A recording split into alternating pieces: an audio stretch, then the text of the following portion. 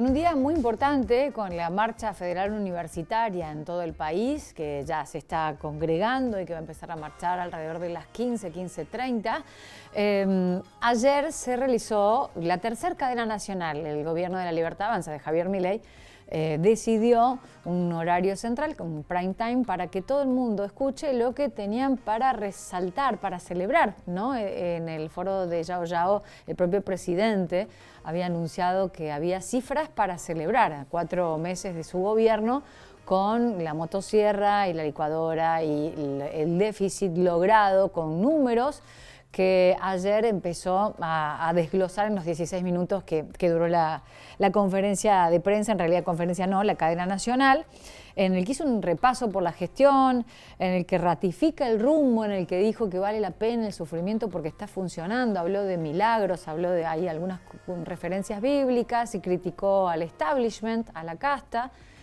Le vamos a preguntar a Gisela Beritier, que es economista, que nos ayude a entender la cuestión meramente económica, más allá de las palabras y las políticas y las referencias bíblicas a lo mejor. Vamos a los números, vamos al enunciado del déficit primario, el déficit financiero que ha recortado y resaltado Javier Milei en la cadena nacional. Gisela, ¿cómo estás? Buen día. Paula te saluda acá.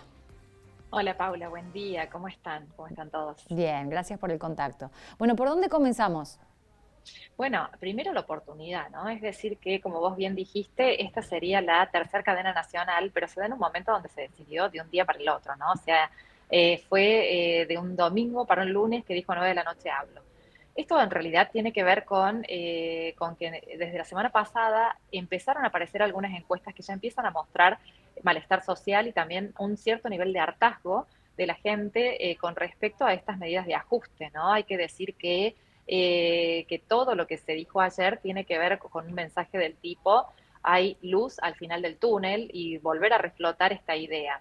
La realidad, Paula, es que la semana pasada también se publicó un informe de la Universidad Torcuato Di Tella que muestra que a partir de las medidas de Milei hubo 3.2 millones de personas de nuevo bajo la línea de pobreza, ¿no? Y que 48% de la población total, es decir, que uno de cada dos personas prácticamente serían pobres. Y tiene que ver fundamentalmente con gente de clase media que cayó por debajo del nivel de inflación con sus ingresos. Entonces, con una inflación que sigue aumentando a tasas decrecientes, pero sigue aumentando al fin, el mostrar que en definitiva se logran estos buenos anuncios, este reacomodamiento de la macro, como quiere mostrar Milei, es lo que pasó, ¿no?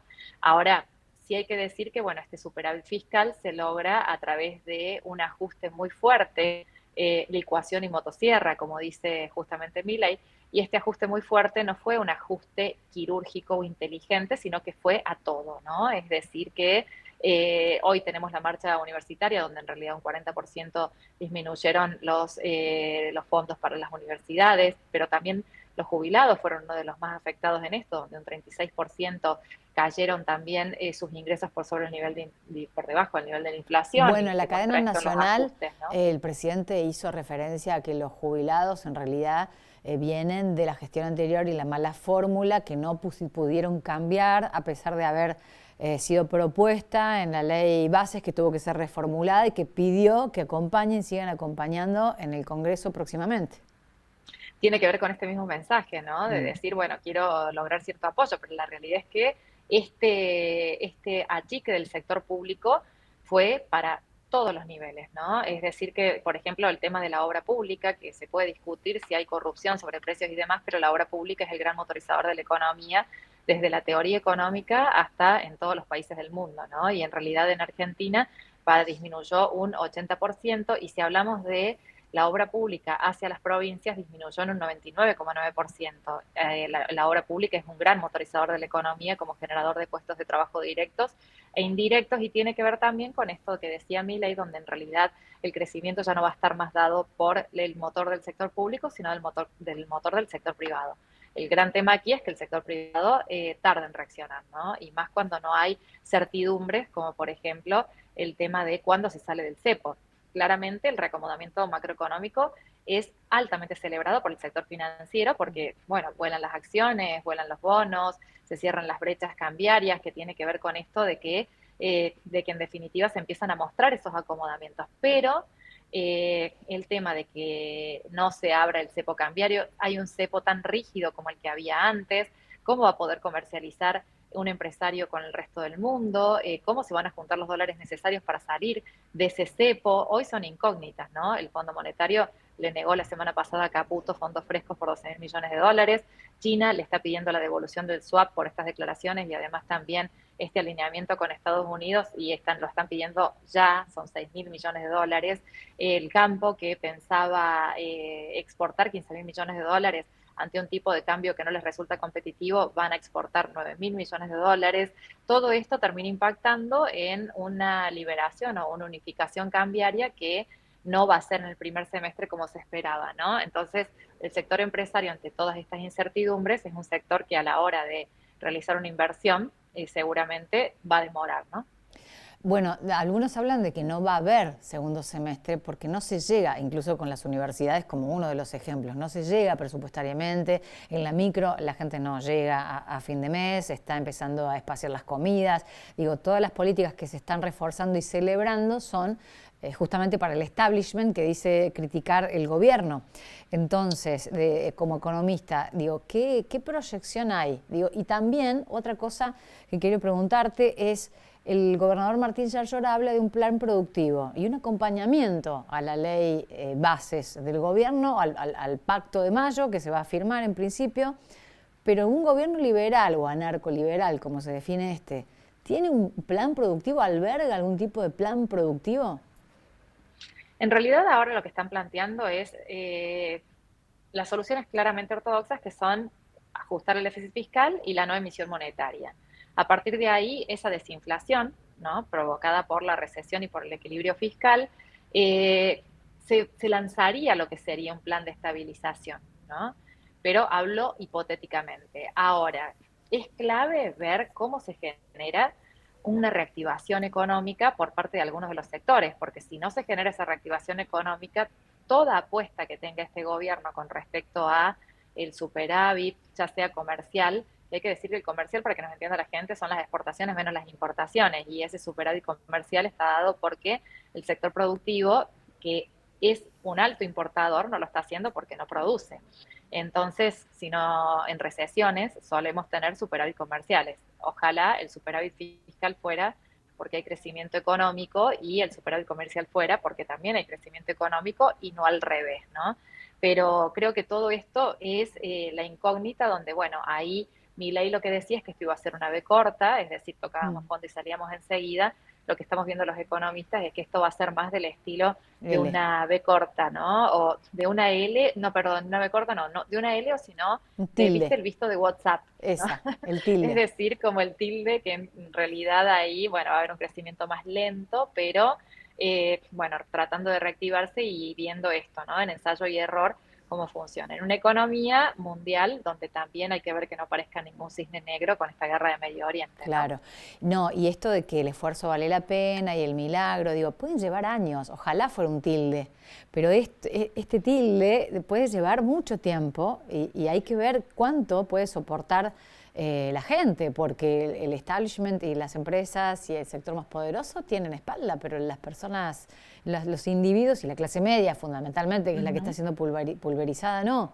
Te quería preguntar Esto, fundamentalmente, sí, perdón, contame. no, no, que me hace acordar mucho en realidad cómo fue la salida de la crisis del 30, ¿no? Donde en realidad el gran problema de esa crisis fue la demora en el sector privado en reaccionar luego a una reactivación, ¿no? Luego, bueno, fue justamente el hecho que tomó y que tomaron los economistas, porque a partir de ahí nace la teoría keynesiana, ¿no? Que tiene que ver con esto de que la economía se reactivará más rápidamente si hay un sector público que tire en consumo. El consumo cayó cerca de un 70% de un año a otro, y esto, los números son solo estadísticas, ¿no? Pero como vos bien decís, Paula, a la hora de comer, si la gente no come, bueno, ahí se termina todo.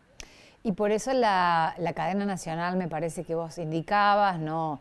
intencionalmente ayer frente a la marcha a la que se le teme también, porque es un movimiento, hay como un resquebrajamiento y Milei me parece que fue un acto de campaña el de ayer, el de hablarle a su votante, el decir, no, es por acá, quédense tranquilos que este es el plan, está funcionando, porque hay una pérdida en su imagen positiva.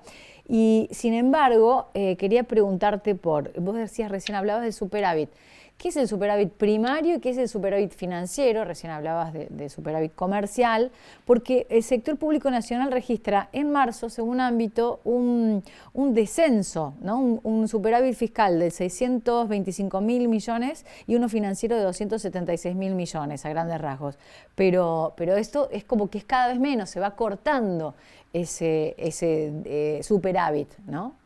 Sí, son tecnicismos nuestros de economistas, ¿no? Sí. En realidad tiene que ver con que el primario es los ingresos menos los gastos que se tienen en el Estado, ¿no? Obviamente que si hay una recesión económica va a haber menos ingresos. Por eso también se va reduciendo, porque uno puede ir cortando los gastos. Lo que ha pasado ahora es que los gastos han bajado muchísimo más que lo que han bajado los impuestos, pero de mantenerse la recesión no va a haber una actividad económica capaz de poder tributar y seguir sosteniendo el gasto, ¿no? Entonces, ese es el número que vos decías.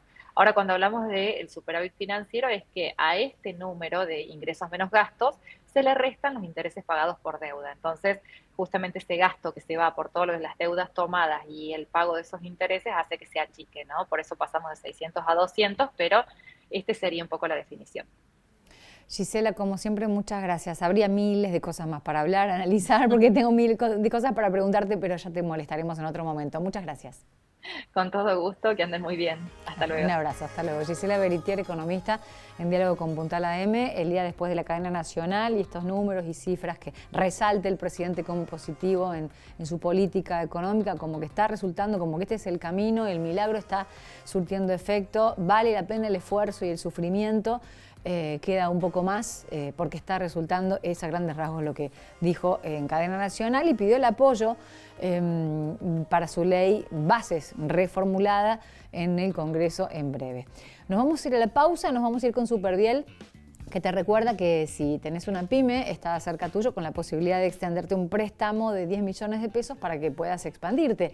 Pero averigua más en superviel.com.ar.